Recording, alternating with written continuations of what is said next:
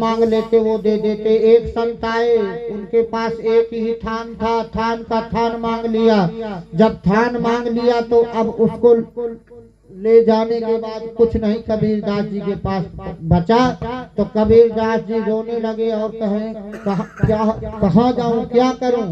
जा करके वो सोचने लगे और बैठ गए, क्योंकि मैं बच्चों को आज क्या दूंगा, क्या खिलाऊंगा परिवार के लिए। सोच रहे, डर के कारण 3 दिन घर नहीं गए। पर भगवान ने सोचा कि जो मेरे लिए, मेरे भक्तों के लिए सब कुछ कर सकता है, उसके लिए मैं भी सब कुछ कर सकता हूँ। भगवान वेश बदल के गए, व्यापारी बन के गए, गाड़ी में सामान लेकर के गए, उसके घर में दिया और कहा, लो आपके स्वामी जी ने भेजा है। क्योंकि वो डर के कारण छुपे बैठे थे कि आज मेरे देने के लिए कुछ नहीं है घर में, तो क्या खाएंगे। तो भगवान कबीरदास की रक्षा किया। रैदास जी महाराज, रैदास जी भाव से उनका कर्म था, चमड़े का काम करते थे। जीवन रोटी के लिए तो कोई ना कोई कर्म करना पड़ेगा, हम लोगों के पेट लगा है तो करना पड़ेगा। जाति विभाग भी हुई, कर्म से हुई। तो यहाँ पर रैदास जी महाराज कर्म करते थे, चमड़े के जूता बना करके। एक दिन गोरखनाथ जी पहुंचे, उन्होंने कहा चरणोदक दीजिए, तो वो उसी चमड़े से देने लगे तो नहीं लिया। गोरखनाथ जी को मन घृणा हो गया। तो ब्राह्मणों ने और कई बार कहा कि ये रैदास जी हैं और ये संतों को खिलाते हैं, ये करते हैं, नाम जपते हैं। तो उनको बुलाया गया, कहा गया रैदास जी आइए। राजा बादशाह ने बुलाया उनको सभा में, कहा आप आइए, आपका विरोध है, आप ये कार्य नहीं कर सकते। तब रैदास जी ने कहा, महाराज मैं और कुछ तो नहीं जानता, पर जो विरोध कर रहे हैं मेरा, उनसे कह दीजिए कि वो मैं मंदिर के ये शालिग्राम लिए हूँ, वो भी शालिग्राम ले और गंगा जी में, नदी में फेंक देते हैं।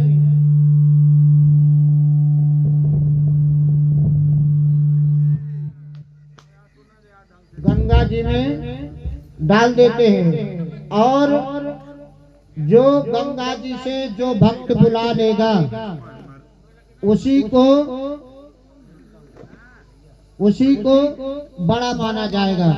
आज दोनों भक्तों ने पुकारा, ब्राह्मणों ने भी, रैदास जी ने भी।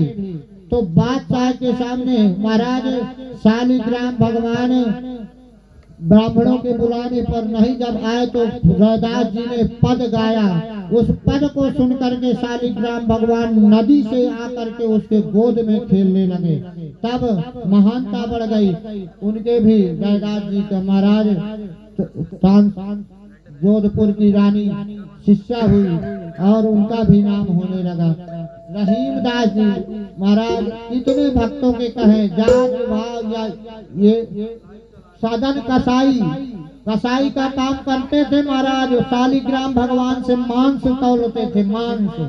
तो संत जी गए, कहा ये आप गलत कर रहे हैं, शालिग्राम भगवान से मांस तौल रहे हैं। तब सदन कसाई को कहा, अरे ये काम नहीं करना चाहिए, ये शालिग्राम हमारे पूजा वाले हैं, देखो यहाँ। संत जी लेकर के चले गए। जब गए घर, पूजा किया, खूब पंचामृत से धोया और पूजा, चंदन चावल प्रसादी लगाई, बैठा दिया।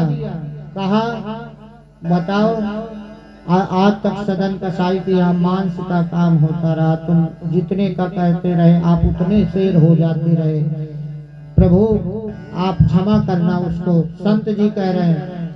पर शालिग्राम भगवान रात में स्वप्न में कहते हैं, अरे संत जी महाराज मैं आपकी पूजा से प्रसन्न नहीं हूँ, मैं उस सदन कसाई की पूजा से प्रसन्न हूँ जो मुझको दिन भर इधर से उठा के इधर रखता है, उधर से उठा के उधर रखता है, मैं उस पूजा से प्रसन्न हूँ।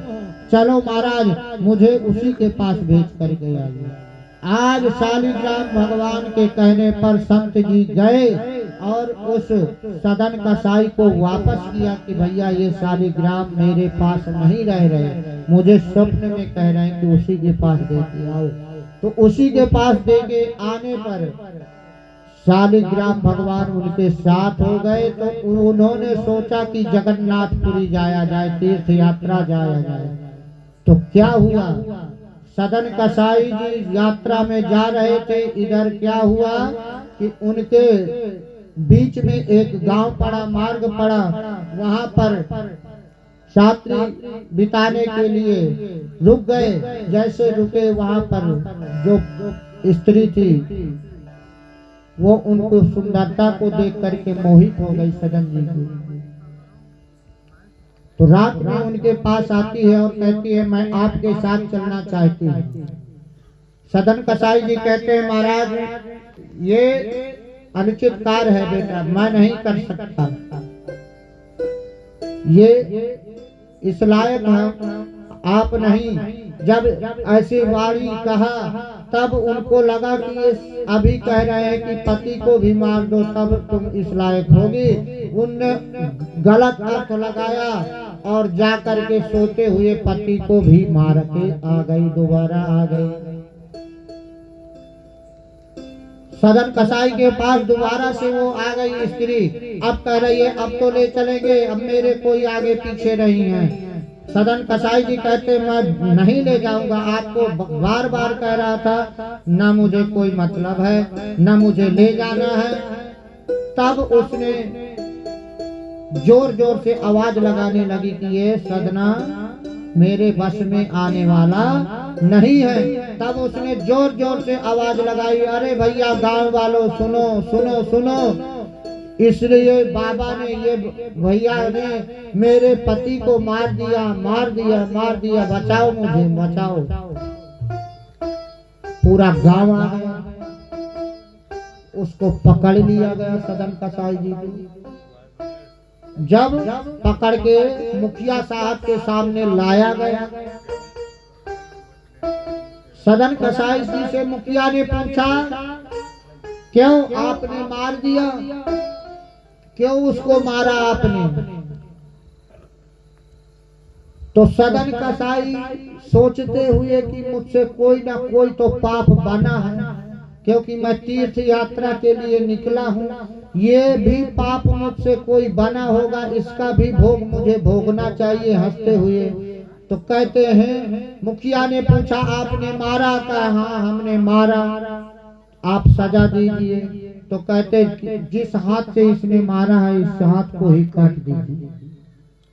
यात्रा में ही उसके हाथ को काट दिया गया सदन कसाई जी के। तो बिना हाथ के चल दिए सदन कसाई जी। पर उधर जगन्नाथपुरी में जब पहुंचे, वहां के पंडा पुजारी को भगवान ने आदेश दिया कि मेरा भक्त आ रहा है, हाथ कट गया, उसको पालकी में लेकर के आइए। भगवान के पास जो पुजारी पंडा है वो सदन कसाई को लेने के लिए गए।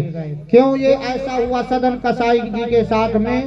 पूर्व जन्म में ये काशी में था और एक कसाई गाय को लिए जा रहा था, मारने के लिए जा रहा था। उस गौ को दौड़ते हुए देखा, कसाई ने पूछा कि गाय किधर गई, तो इसने हाथ उठा के कहा था इधर को गाय गई। तो उसी हाथ उठाने वाले वही सदन महाराज बने कसाई, और जो गौ माता बदला लेने के लिए वो बने मुखिया, और हाथ कटाए गए महाराज। कहते हैं वो कर्म बना था, इसलिए वही हाथ जा करके जगन्नाथ में पुरी में गिरा। वो आज भी दोना तुलसी के नाम से प्रसिद्ध है। दोना तुलसी भगवान को अति प्रिय है, बड़े बड़े पत्ते होते हैं, उसको वृंदावन में भी होती है दोना तुलसी।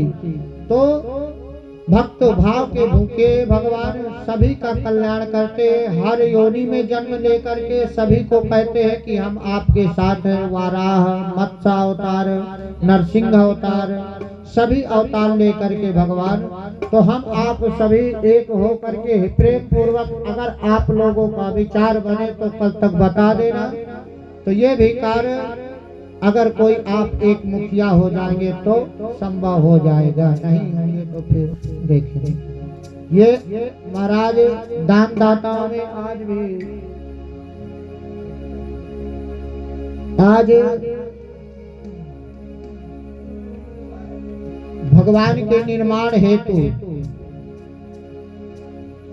हमारे श्री राजू उपाध्याय जी की तरफ से 1100 रुपए भगवान शंकर जी के निर्माण के लिए प्राप्त हुए हैं। भोले बाबा सदा उनका भंडारा भरे रखे, सदा उनका कल्याण करे। इसी प्रकार धर्म कर्म भगवान वो करते रहे। और 5100 रुपए और आज हमें 5100 रुपए प्राप्त हुए हैं श्री दयाराम तिवारी जी की तरफ से, उर्फ मास्टर साहब दयाराम तिवारी जी की तरफ से 5100 रुपया प्राप्त हुए हैं शंकर जी के मंदिर निर्माण के लिए। भगवान भोलेनाथ उन पर सदा कृपा बनाए रखे, सदा उनका भंडारा भरे रखे, सदा कृपा बरसाते रहे। यही भोलेनाथ जी से प्रार्थना है।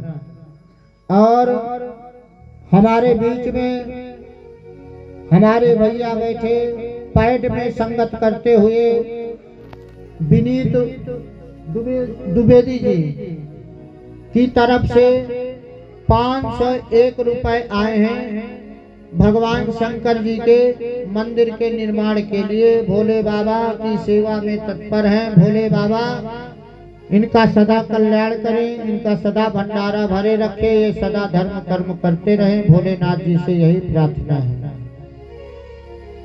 तो हम आप कल भगवान का प्रेम से धूमधाम से जन्म मनाएंगे।